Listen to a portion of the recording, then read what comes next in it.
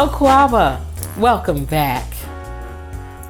In the 1940s, African-American psychologists Drs. Kenneth and Mamie Clark designed and conducted a series of groundbreaking experiments commonly referred to as doll tests to determine the effect of segregation on a Black child's self-concept. Using both Black and white dolls with Black children, the children overwhelmingly rejected the Black doll.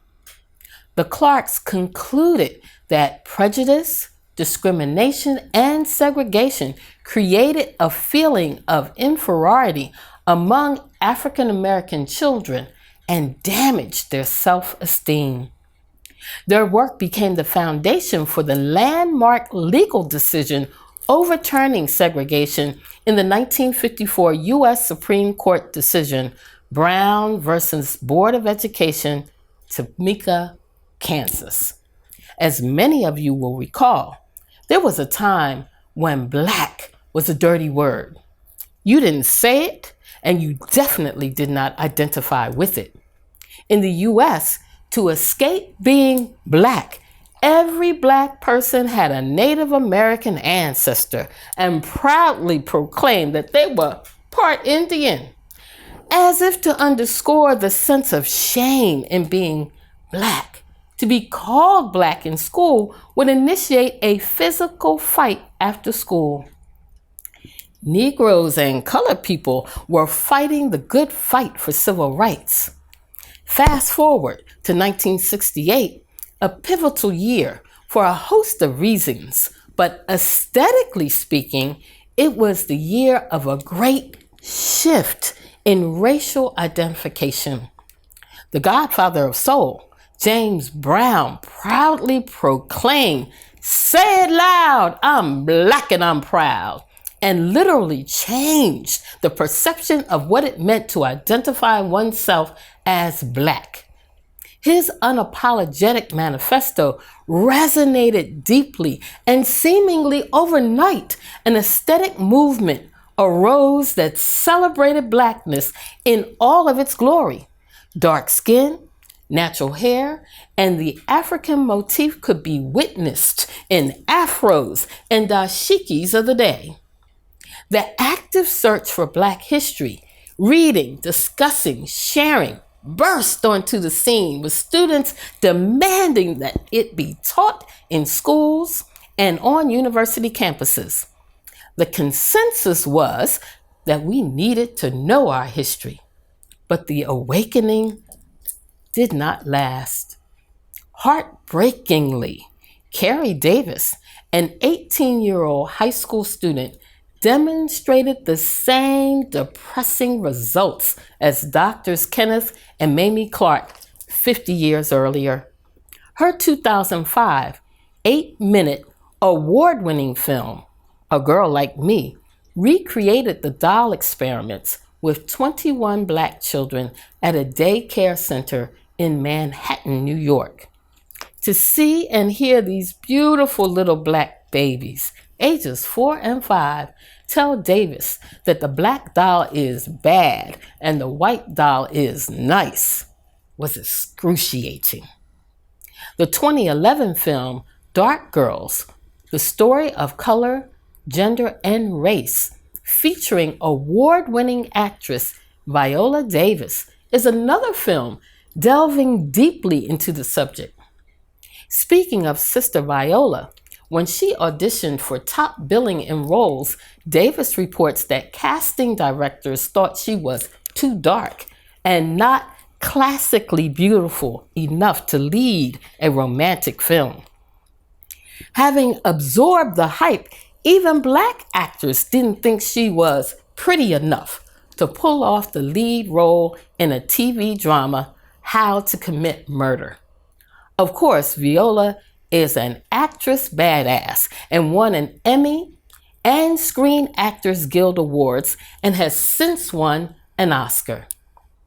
In trying to get to the heart of the matter, CNN commissioned a similar doll experiment study in 2011 this time using identical drawn cartoon images in a range of skin tones from light to dark. Part of their motivation was to gauge the impact of having elected the country's first Black president, Barack Obama. Anderson Cooper and the study's lead investigator, Margaret Beale Spencer, reported being surprised by the study's conclusion. White children overwhelmingly responded with what the researchers labeled white bias, definitively preferring whiteness. Black children also exhibited white bias, but far less. A couple years later, CNN reporter Soledad O'Brien decided to explore the psychic and emotional damage of racially based negative self-image in the 2013 series Black in America. The episode, Who is Black in America, examined the topic of racial identity and colorism, the intra-prejudicial condition defined by the shade of skin color, texture of hair, and facial features. Colorism was a deliberate racial strategy of divide and conquer, with oppressors using the enslaved physical features as a power and control mechanism. Lighter offspring, created by the rape of enslaved women, were accorded certain privileges, such as better food and clothing, and implicit in this scenario had more value than their darker enslaved brethren.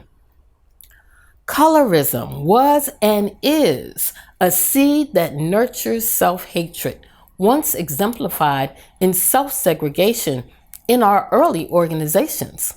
For example, the first sororities were founded based on colorism. At that time, shades of color were used to invite or disinvite certain persons into an organization. The paper bag test was administered to Black people in certain communities in the United States to even enter some churches. What is the paper bag test, you ask? If you were darker than a paper bag, you would not be welcome.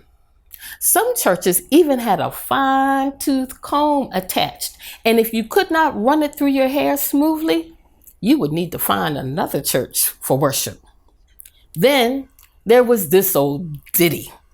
If you're Black, stay back. If you're brown, stick around. If you're yellow, you're mellow.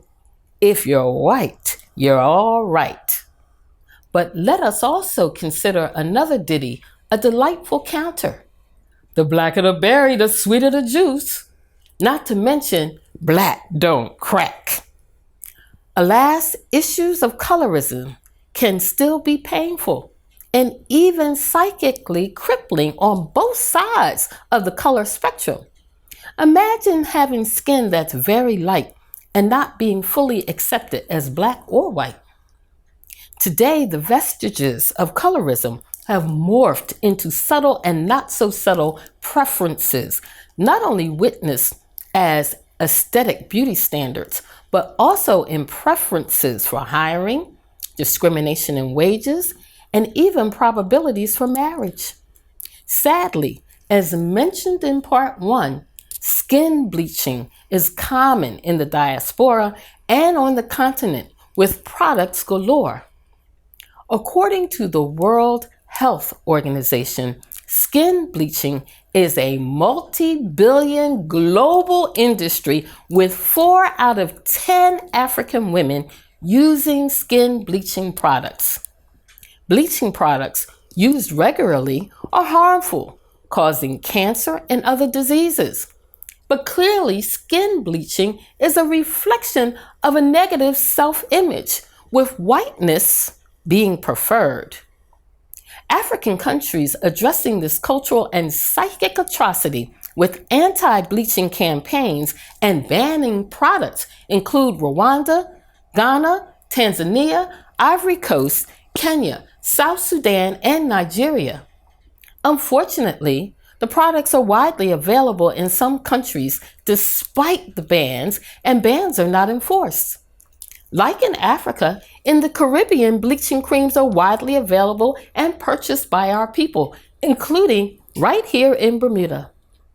Jamaica, in particular, continues to warn its citizens of the health hazards of bleaching creams, but attempts to ban them have not succeeded. Colorism is a horrible thing. And by the way, our descriptive language also makes a difference. Specifically, to be fair-skinned is to have beautiful skin, unmarked by blemishes in any skin tone, from vanilla black to ebony black. The same can be said of hair.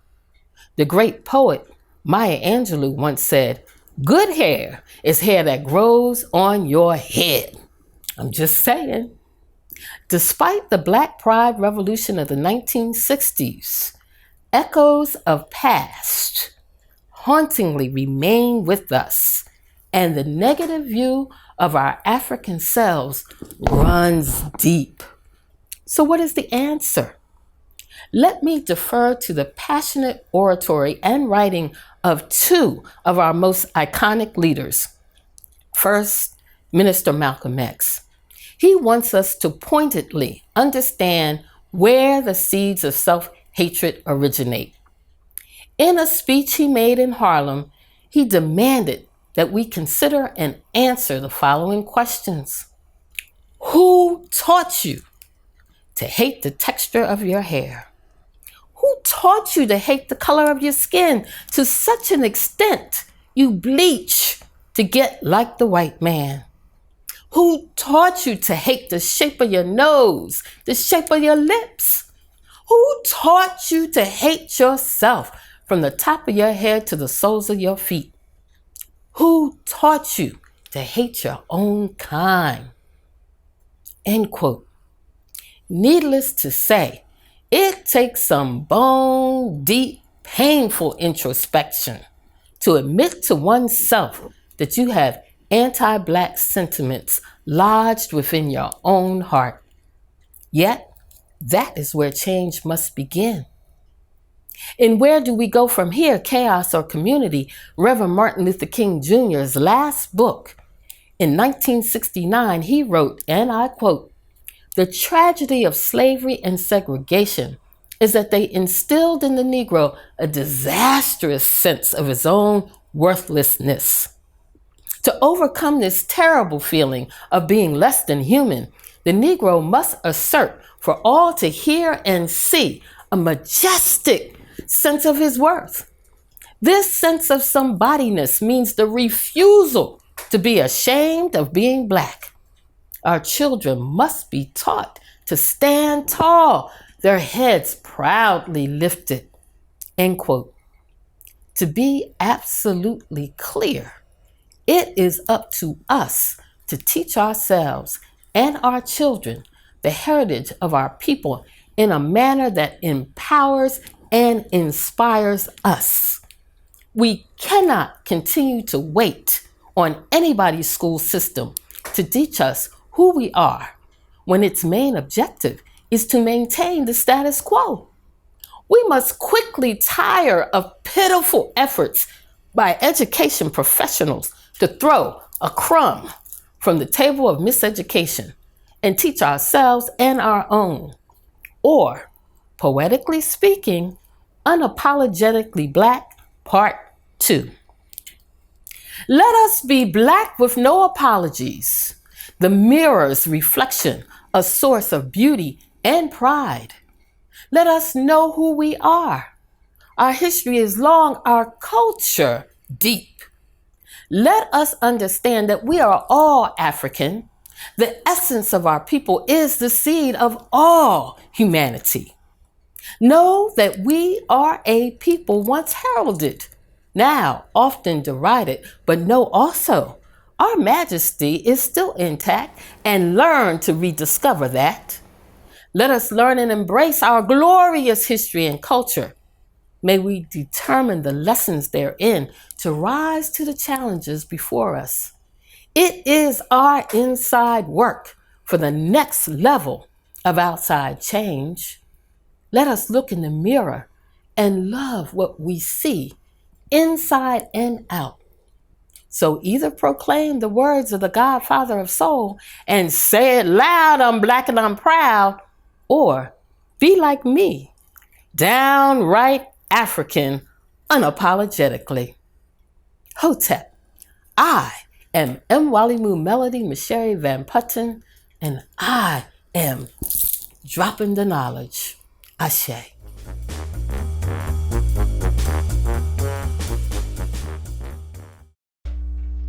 Truth, justice, righteousness, harmony, balance, order, reciprocity.